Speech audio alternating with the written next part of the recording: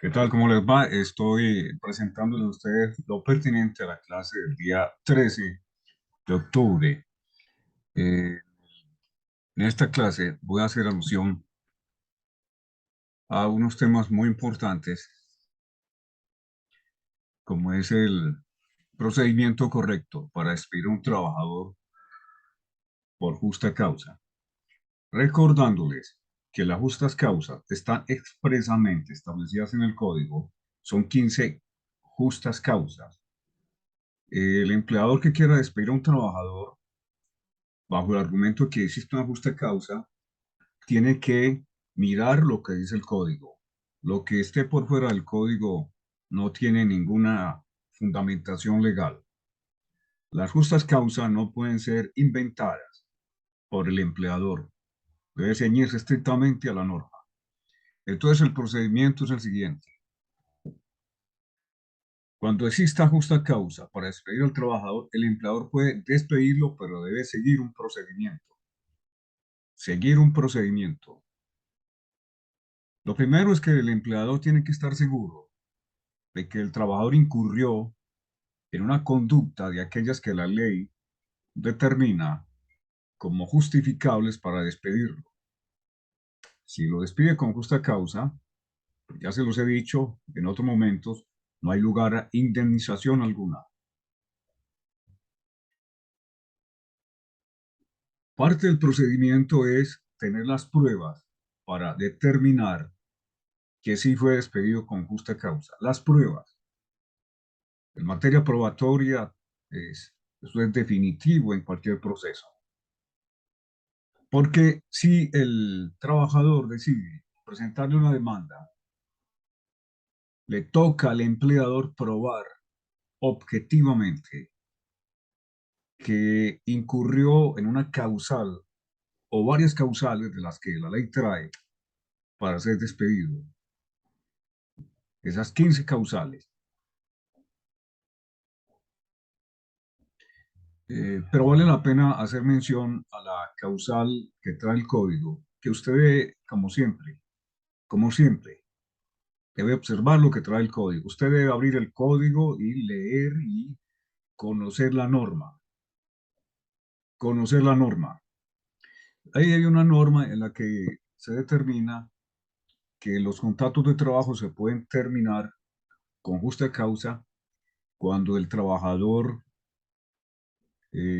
ha cumplido los requisitos para pensionarse. Pero, de acuerdo a lo que ha indicado la Corte Constitucional reiteradamente, para que el contrato del trabajo se termine con justa causa, es necesario que el trabajador en verdad, haga parte ya de la nómina de pensionado.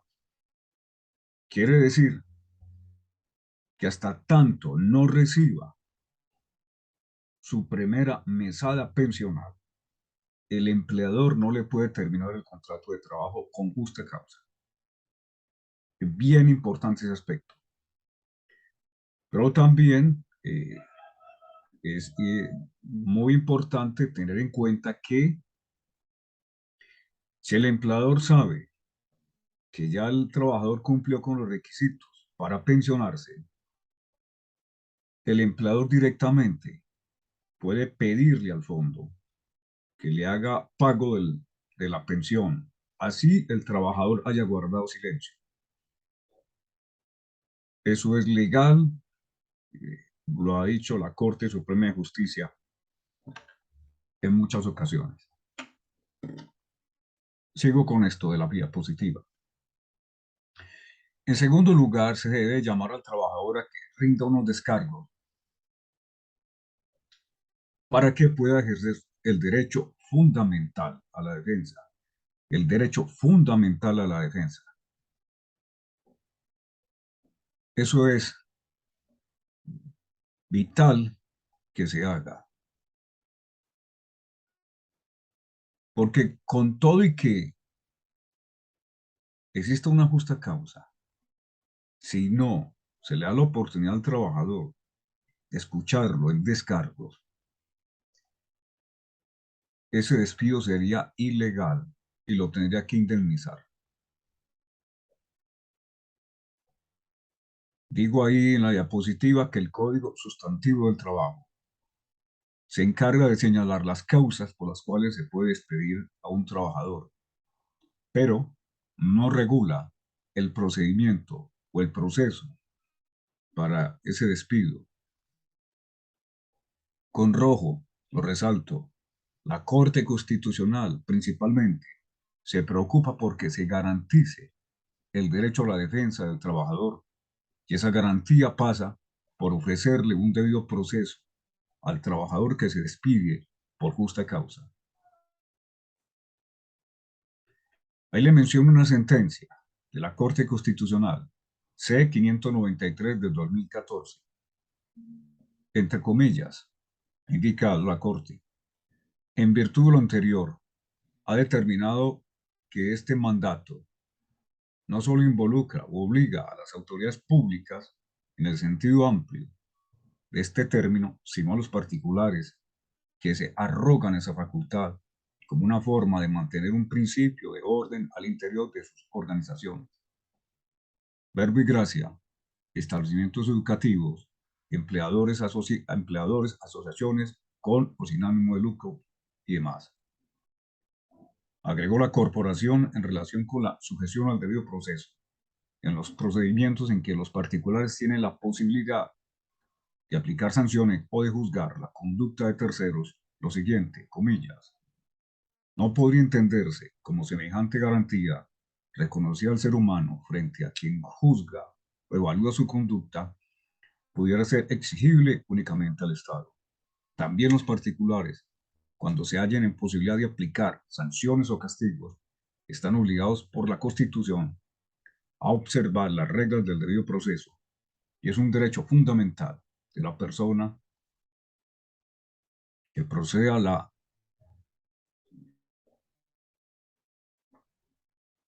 corre por acá.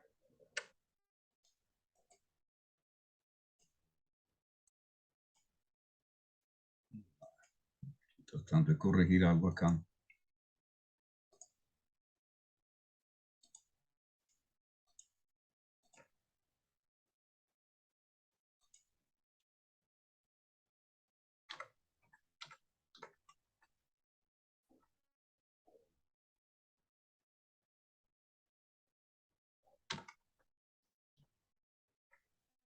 Es un derecho de la persona en su seguridad, los fundamentos y postulados que esa garantía corresponde le sean aplicados. En síntesis, ¿qué ocurre? Ha dicho la Corte, hay que darle la oportunidad de ser escuchado el trabajador y esta parte de la sentencia es no solamente en el sector público, igualmente esto pasa en el sector privado. Eso es lo que está diciendo la Corte. Empleador del sector privado igual tiene que darle la oportunidad al trabajador de que dé sus descargos. Ahora, si el trabajador fue escuchado, se le eh, tuvo cómo indicar lo que ocurrió, ya después tomaría el empleador la decisión con el material probatorio que tenga de despedirlo con justa causa. No significa que los descargos impliquen que el trabajador, que el empleador modifique su decisión simplemente por que lo escuchó en descargo.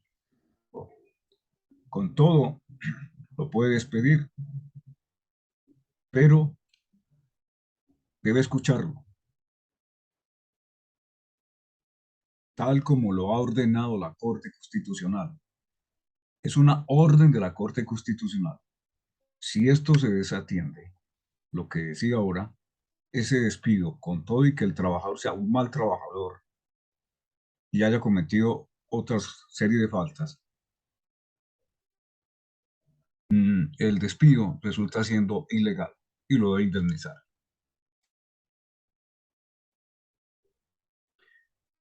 Siguiendo con esto, es necesario establecer un procedimiento sancionatorio.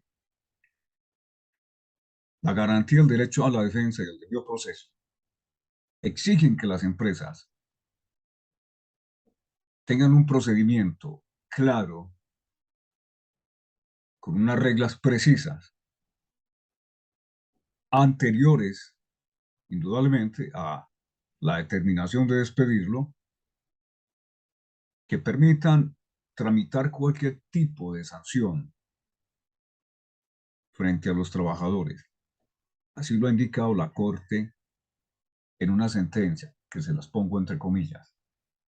En aras de garantizar y hacer efectivo las garantías consagradas en la Constitución política, la jurisprudencia ha sostenido que es indispensable que los entes de carácter privado fijen unas formas o parámetros mínimos que delimiten el uso de ese poder y que permitan al conglomerado conocer las condiciones en que puede o a desarrollarse su relación con estos. Es aquí donde encuentran justificación la existencia o la exigencia que se hace de los llamados reglamentos, manuales de convivencia, estatutos, etcétera, en los cuales se fijan esos mínimos que garantizan los derechos al debido proceso y a la defensa de los individuos que hacen parte del ente correspondiente. Está diciendo la Corte que las empresas, el empleador debe tener unas reglas internas para poder sancionar a un trabajador. Reglamentos internos, manuales de convivencia, estatutos. Ahí es, en esas reglas deben estar unos mínimos de derechos que tiene el trabajador, el llamado debido proceso. El derecho a la defensa, porque el derecho a la defensa es un derecho constitucional. Puede ser el más malo, pero constitucionalmente en Colombia tiene derecho a una defensa. Continúo. Es por ello la necesidad de contar con un manual o un reglamento de trabajo en el que se fijen los términos y procedimientos que deben seguir para sancionar disciplinariamente a un trabajador o para despedirlo. Es un elemento que debe tener todo empleador y en caso de no tenerlo, esas reglas se pueden incluir en el contrato de trabajo individual. Bueno, hay ya en las últimas clases que quedan, a tocar el tema del reglamento interno de trabajo, que la norma que trae el código obliga a ciertos empleadores a tenerlo, so pena de ser sancionado por parte del Ministerio del Trabajo. Pero si pretende sancionar a un trabajador y no hay unas reglas internas que tipifiquen la conducta, no lo puede sancionar. No hay sanción si no existe la regla previa. Eso es imposible que ocurra. Si no tiene el reglamento de trabajo que por ley debía tener, entonces en el contrato se pueden hacer las anotaciones sobre aquellas conductas que generarían una sanción disciplinaria.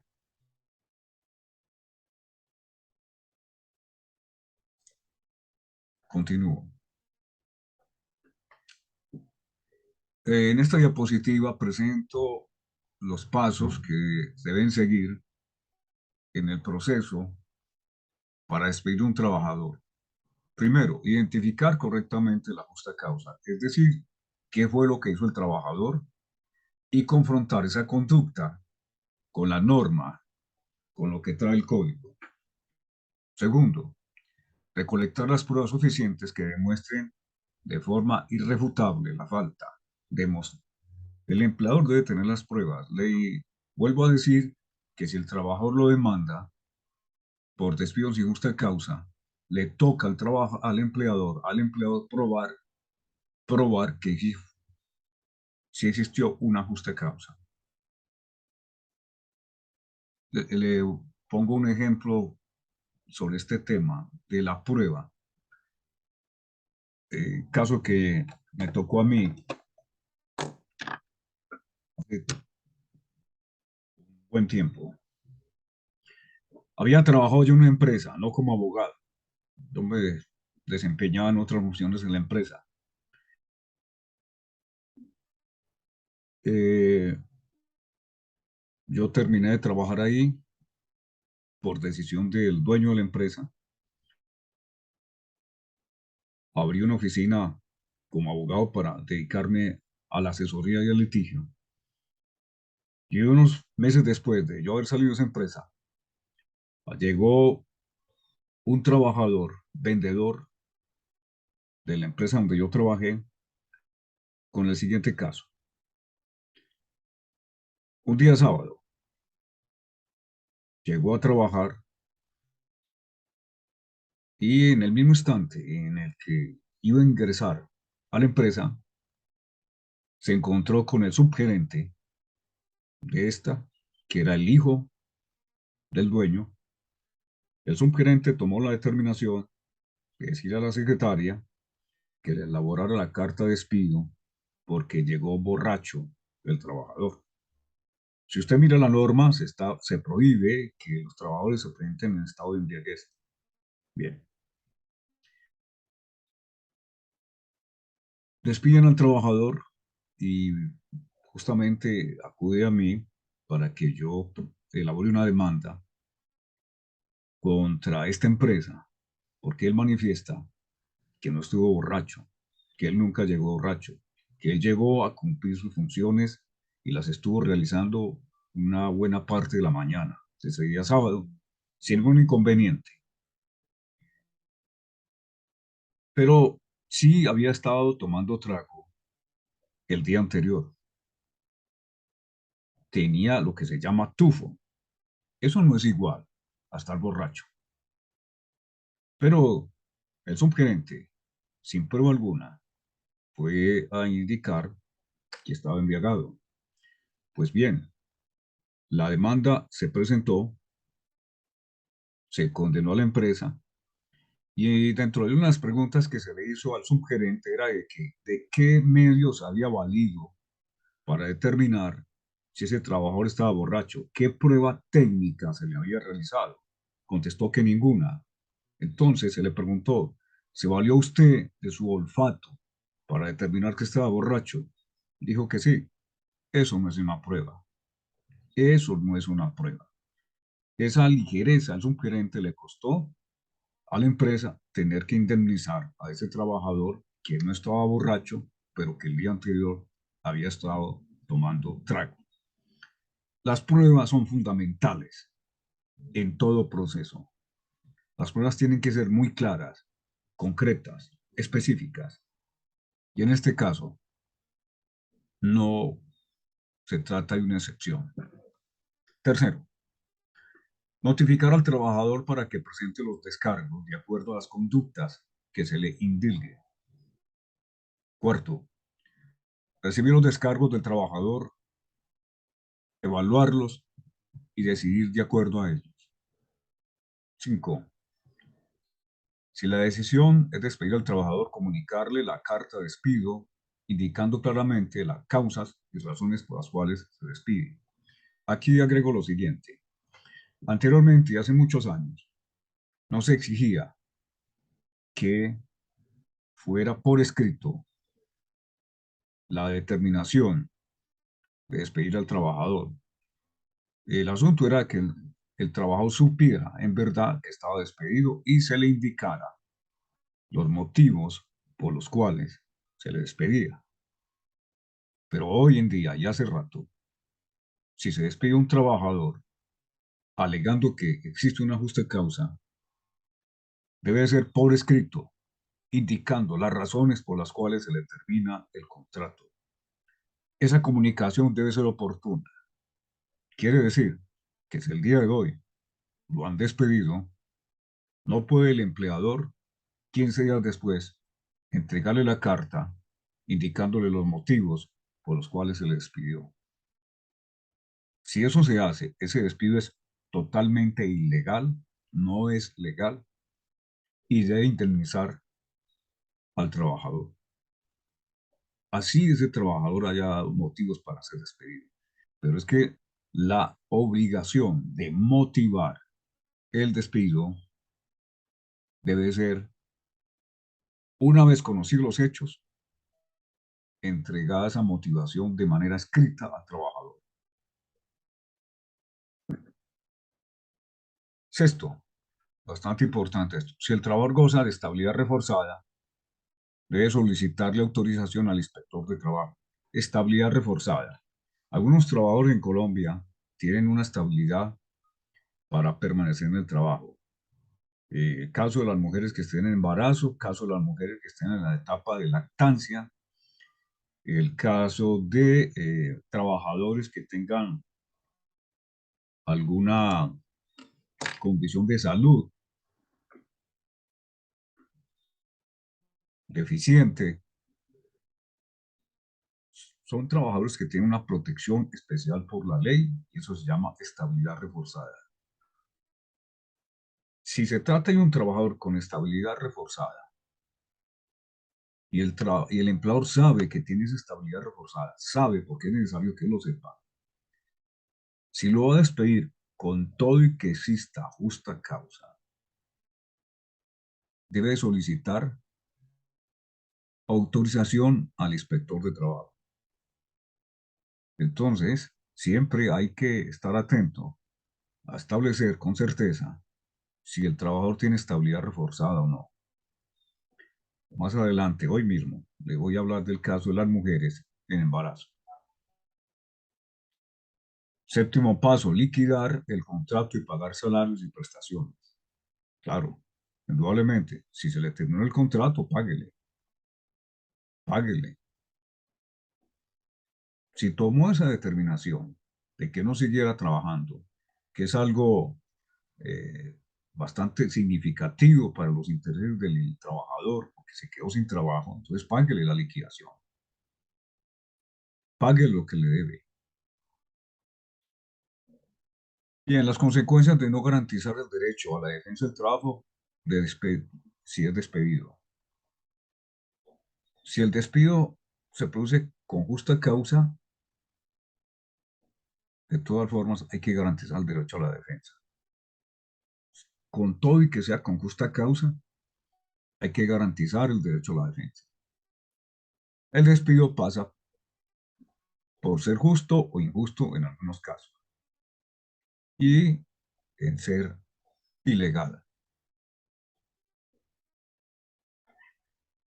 Ante esta situación, el trabajador puede demandar al empleado y un juez, ya sea en una acción de tutela o en un proceso ordinario, laboral ordinario, puede declarar el despido como injusto, obligando al empleador a pagar la respectiva indemnización por despido injustificado. Voy a hacer una pequeña aclaración acá. Atención a lo que voy a decir.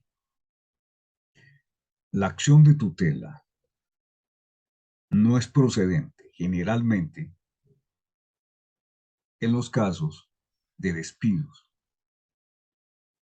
Para eso existe lo que se llama un proceso ordinario, una demanda ordinaria laboral, que es dispendiosa y demorada para que se tome la decisión final por parte del juez.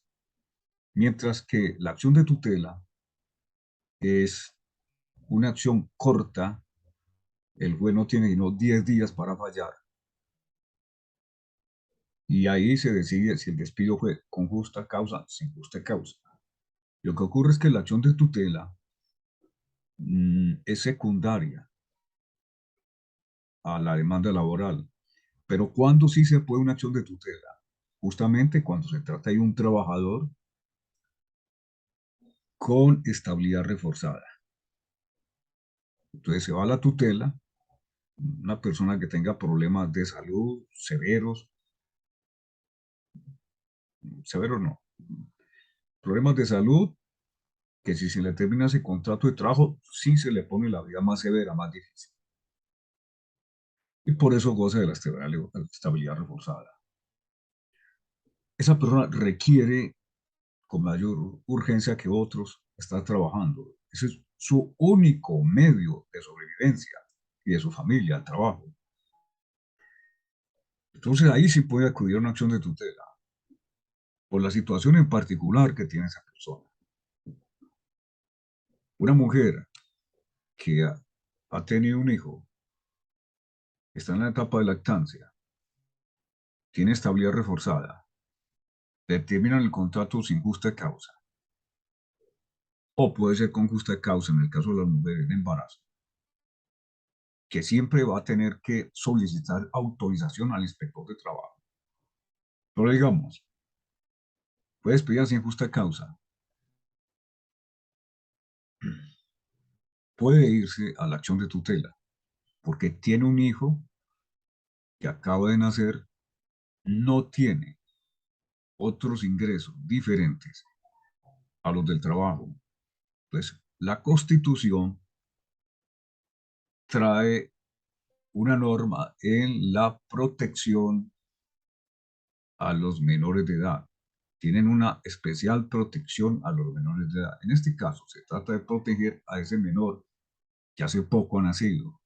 Si la madre se queda sin trabajo, entonces estaría totalmente desamparado. Por eso ahí sí cabe la acción de tutela. Pero si es un señor de 35 años, no tiene ninguna situación en particular, es un trabajador más, lo despiden sin justa causa, no puede irse por la acción de tutela. Tendrá que presentar una demanda que se llama ordinaria, que es la demanda demorada, y esperar el fallo del juez para aclarar esa situación.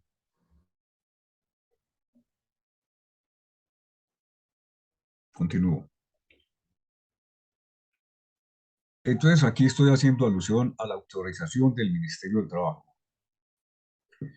Para los casos en los que se requiera autorización del Ministerio del Trabajo a través del respectivo inspector, el asunto es más complicado porque el despido, además de ser declarado injusto, será declarado ilegal. La consecuencia de esto es la orden de reintegro del trabajador, porque muy seguramente es lo que va a pedir el trabajador en esas condiciones, además de la indemnización que le corresponde según la norma que contemple la estabilidad laboral reforzada de que goza el trabajador afectado por esta impericia, falta de pericia del empleador. Vuelvo al caso de la mujer que se encuentra o bien en embarazo o en el periodo de lactancia. Ella va a solicitar el reintegro a través de la tutela, que en este caso, vuelvo a decir, si es viable, porque la idea es recuperar el trabajo, recibir nuevamente los salarios para el sostenimiento de su hijo y de ella misma. Sigo diciendo, como se puede observar, este asunto no es tan trivial y encarna serias consecuencias para el empleador que no sigue el procedimiento indicado, que entre otras cosas es relativamente sencillo. Es un procedimiento meramente formal, porque el empleador de todas maneras puede hacer caso omiso a los descargos que pretenda el trabajador, perdón, que presente el trabajador y despedirlo. Y si bien el trabajador puede demandar al empleador, no puede acusarlo de violar su derecho a la defensa, sino que tendrá que alegar que las justas causas no lo eran. Es decir, si le permitió oírlo en descargos, de todas maneras el empleador lo puede despedir, como decía ahora, pero no lo puede acusar de que no le dio la oportunidad de ser escuchado. Sí fue escuchado. Ahora, lo que se va a debatir es que el despido fue con justa causa o sin justa causa ante un juez laboral. Lo aquí expuesto aplica exclusivamente para el despido cuando se alega una justa causa, pues cuando esa justa causa no existe, es un despido injustificado y de plano hay que pagar la indemnización por tal despido. Es decir, si no existió justa causa, ya se los he dicho en muchas clases anteriores, la consecuencia final es indemnícelo, tal como trae la ley. Entonces usted tiene que mirar qué tipo de contrato tenía, cuándo inició las labores, cuándo se le despidió, cuál era su salario. Recordando que para efectos de indemnización solamente se toma en cuenta el salario básico del trabajador, lo ordinario. No toma en cuenta extras, no toma en cuenta los otros recargos, no tiene que sumar el auxilio de transporte. Bien, en amarillo resalto lo siguiente. En estos casos, el empleado simplemente paga y despide, siempre que no se trate de un trabajador con estabilidad reforzada. Pues en tal caso, el despido sin justa causa no es posible, ni pagando la indemnización.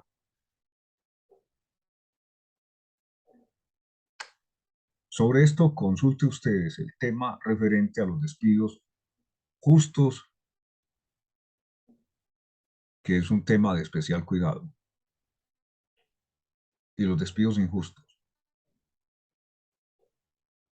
Eso está en el artículo 62 del Código Sustantivo del Trabajo. Se lo repito, muchas veces dicho, artículo 62 del Código Sustantivo del Trabajo.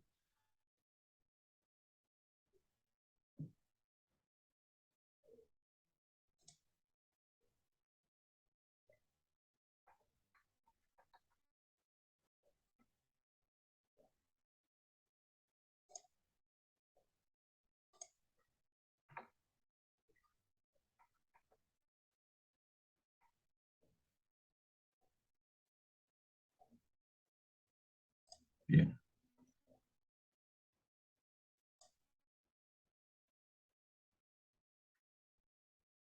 Otra diapositiva. ¿Cuál es el tema? No hay debido proceso para no renovar el contrato de trabajo.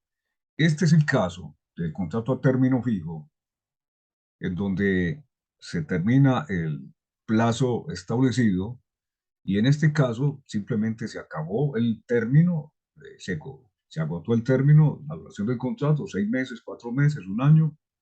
Ahí no hay que llamar al trabajador a que rinda unos descargos para establecer si se despidió con justa causa o no. Entonces se dice arriba, no hay debido proceso para no renovar el contrato de trabajo. He puesto ahí una foto muy significativa de lo que genera no tener trabajo, que se le terminó el trabajo a una persona. Más o menos eso se siente en algunos casos, como está este individuo ahí,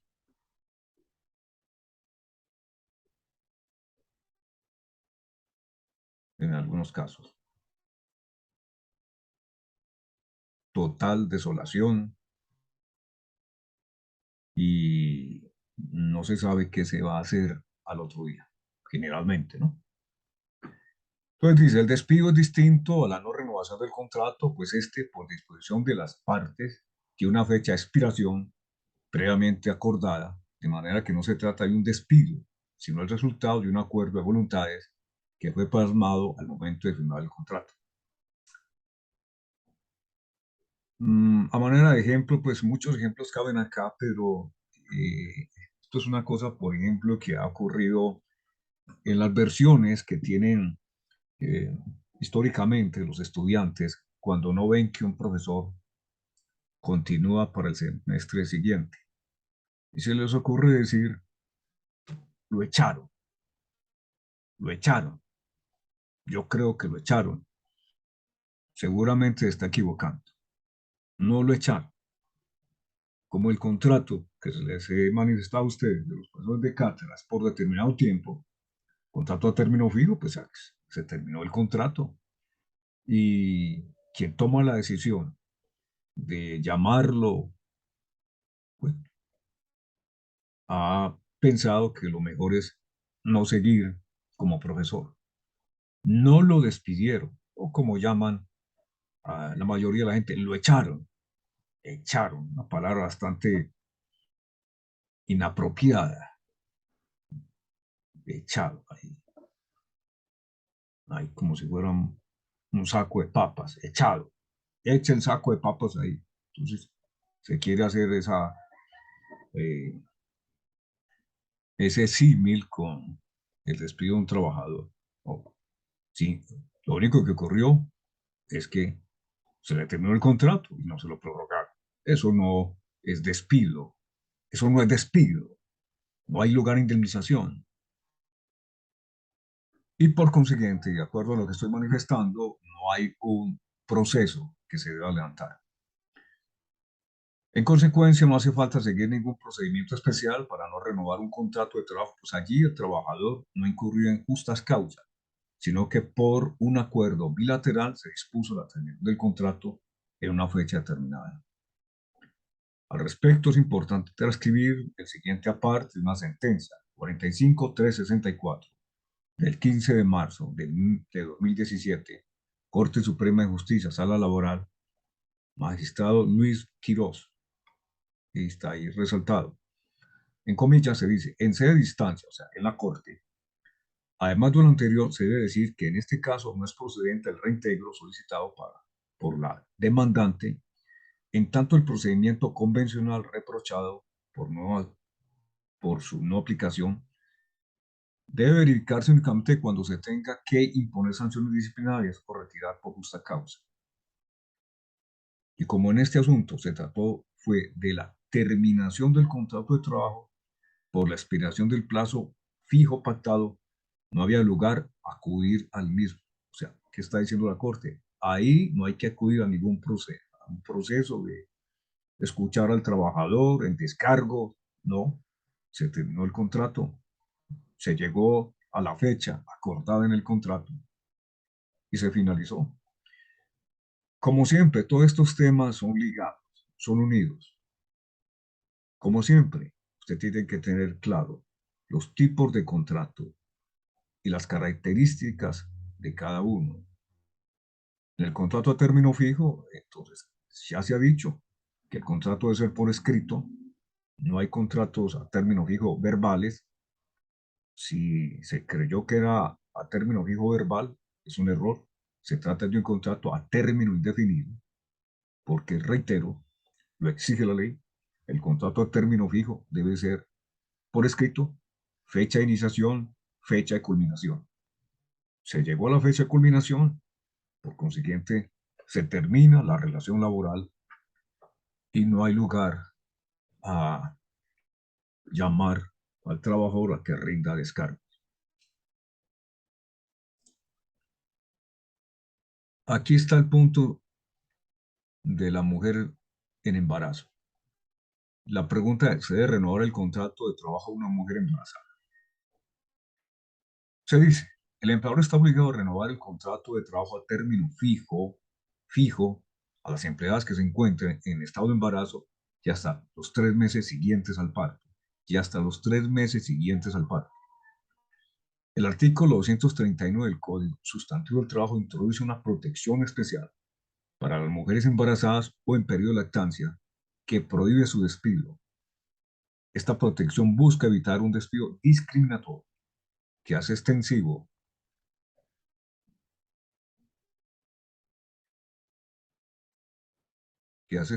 a la renovación del contrato de trabajo.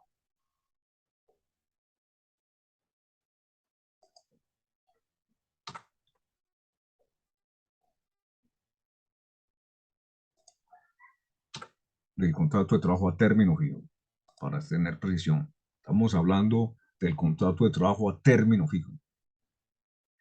Comilla, ninguna trabajadora podrá ser despedida por motivo de embarazo o lactancia sin autorización previa del Ministerio del Trabajo que avale una justa causa.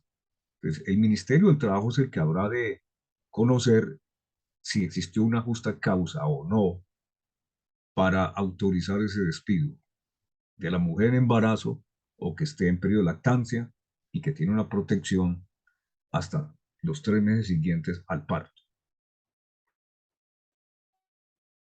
Eh, en la parte segunda de este artículo 239 se indica comilla, se presume el despido efectuado por motivo del embarazo o lactancia cuando éste haya tenido lugar dentro del periodo de embarazo y o dentro de las 18 semanas posteriores al parto. 18 semanas posteriores al parto. La prohibición del despido sin autorización del Ministerio del Trabajo va desde que inicia el embarazo hasta las 18 semanas siguientes al parto. La prohibición del despido sin autorización del Ministerio del Trabajo va desde que inicia el embarazo hasta las 18 semanas siguientes al parto. Indudablemente que el empleador tiene que saber que la mujer está en embarazo para poder establecer hasta cuándo llega esta protección.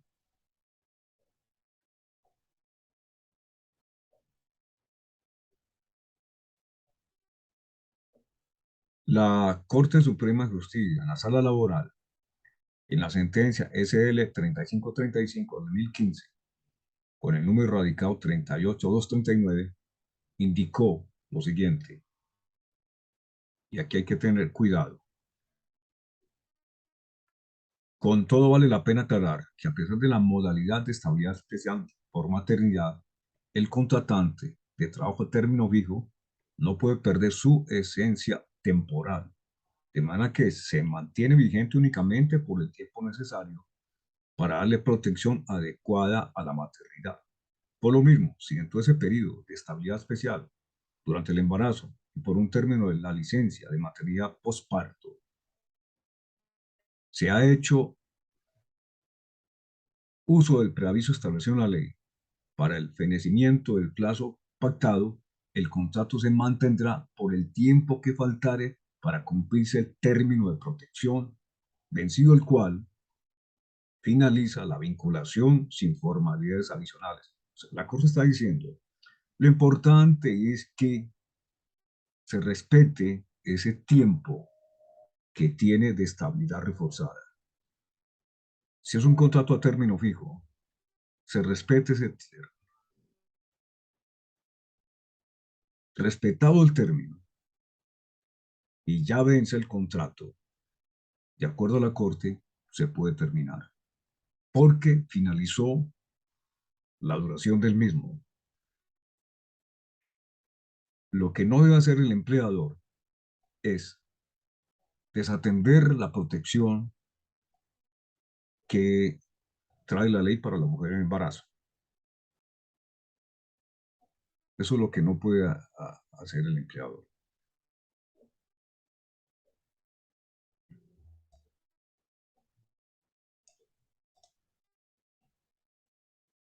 En la siguiente dice, aviso de no renovación del contrato a empleadas embarazadas.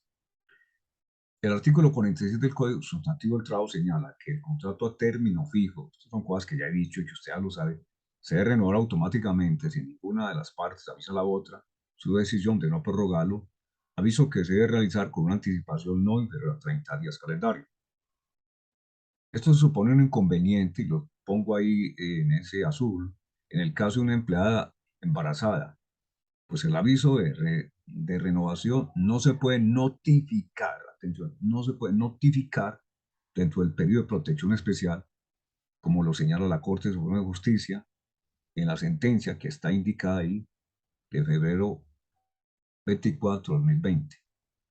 La Corte dijo, hay dos sentencias, explicó que en un despido en las indicaciones descritas, es decir, comunicando durante los 3 meses posteriores al parto, aun cuando sus efectos hayan sido diferidos en el tiempo a la finalización del fuero, o sea, la protección, se torna en ineficaz, presumiéndose que la actuación obedece a un acto discriminatorio por causa o razón del embarazo, cuando no se cuenta con la debida autorización del inspector de trabajo.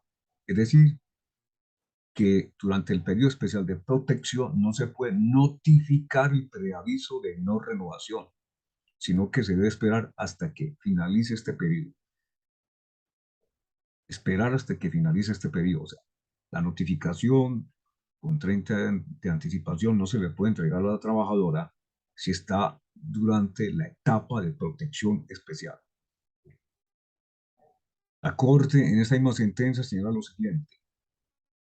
En la sentencia, ahí está el número, que reitera en la otra sentencia, que ahí está el número, al discutir sobre los efectos de la comunicación de la terminación unilateral del contrato sin justa causa en el periodo de especial protección sobre el que se discierne, expuso con absoluta claridad en el numeral 2 del artículo 241 del Código Sustantivo del Trabajo, establece que no producirá efecto alguno de despido que el empleador comunique a la trabajadora en tales periodos, teniendo en cuenta que comunicar es precisamente manifestar o hacer saber a alguien algo.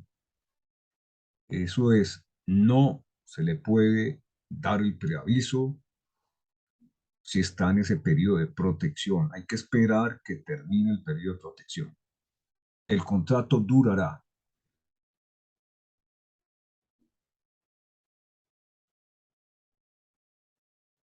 Y hay que, como decía ahora, esperar a que termine el,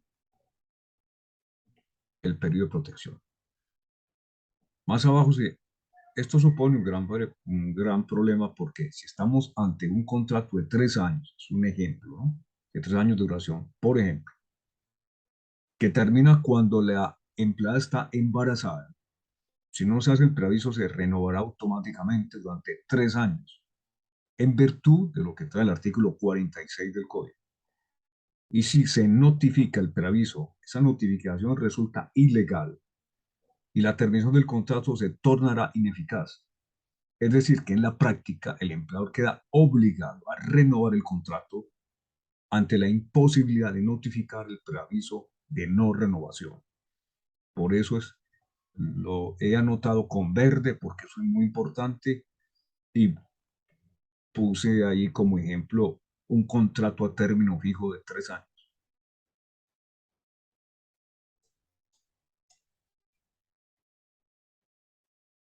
El preaviso de no renovación requiere autorización del Ministerio del Trabajo. La Corte ha dejado claro que el preaviso para no renovación no se puede notificar dentro del periodo de prohibición del despido. Sigo hablando de la mujer en embarazo y por eso la diapositiva tiene una foto ahí de una mujer en embarazo. Así que se entiende que la notificación del preaviso debe seguir el mismo procedimiento exigido para el despido de la trabajadora por justa causa, es decir, solicitar autorización al inspector de trabajo.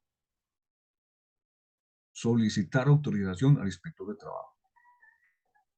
Al respecto, la Corte, en las sentencias que están ahí mencionadas o escritas, explico que un despido en las condiciones descritas, es decir, comunicado durante los 3 meses posteriores al parto, aun cuando sus efectos hayan sido diferentes en el tiempo a la finalización del fuero, el fuero es la protección, se torna en ineficaz, presumiendo que tal actuación obedece a un acto discriminatorio por causa, razón del embarazo, cuando no se cuenta con la debida autorización del inspector de trabajo. Mire, si es con justa causa o sin justa causa y la mujer está en embarazo, siempre se requiere autorización del inspector de trabajo. Si no hay una justa causa y está en embarazo, se reitera, ese despido carece de eficacia. La trabajadora debe volver a reincorporarse a su trabajo. Es decir, que si la notificación de despido no está autorizada por el inspector, se entiende ineficaz. Es lo que se interpreta de la parte transcrita. ¿Qué hacer entonces para desvincular a una trabajadora embarazada? De lo expuesto hasta aquí queda claro lo siguiente respecto al contrato de trabajo a término fijo. Término fijo. El empleador está obligado a renovar el contrato a la empleada embarazada. Si la trabajadora incurrió en una justa causa, se requiere autorización para despedirla o para no renovar el contrato. La expiración del plazo pactado no es justa causa para efectos de autorización del despido. Es eso. Eh, Eso no está contemplado en la ley que sea una justa causa para despedir a una trabajadora porque terminó el plazo. No es una justa causa. Ante este panorama, el empleador se ve imposibilitado para prescindir de una empleada, incluso cuando haya superado el periodo especial de protección, pues cuando eso ocurra, ya el contrato se renueva automáticamente por la imposibilidad de notificar el preaviso de la no renovación, insistiendo en que si está durante la etapa de protección, no se le puede entregar el preaviso. Y si se le va a entregar, seguramente el contrato ya sea prorrogado automáticamente. Bien, esto ha sido entonces la clase. Eh, si tienen algunas dudas, me las hacen saber. Les habló el abogado Oscar Córdoba. Que estén bien.